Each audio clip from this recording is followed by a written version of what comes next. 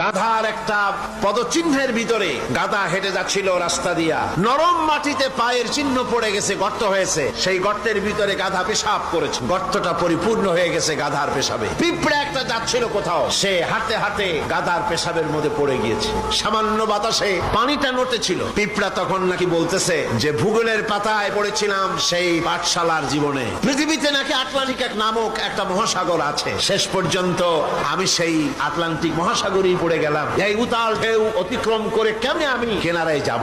কোত্থেকে যেন একটা শুকনা তেঁতুলের পাতা এসে পড়েছে গাধার পেশাবের ভিতরে। পিঁপড়া বহু কষ্ট করে ওই পাতার উপরে উঠে বসেছে, পাতাটি ঢেউয়ে তালে তালে সামনের দিকে এগিয়ে যাচ্ছে। পিঁপড়া এখন খুব দাম্ভিকতার সাথে, অহংকারীর সাথে পিঁপড়া বলছে, ইতিহাসের পাতায় পড়েছিলাম পৃথিবীতে নাকি টাইটানিক নামক বিরাট এক জাহাজের অস্তিত্ব ছিল, শেষ পর্যন্ত ভাগ্যের জোরে আমি সেই টাইটানিকের নাবিক হয়ে বসলাম।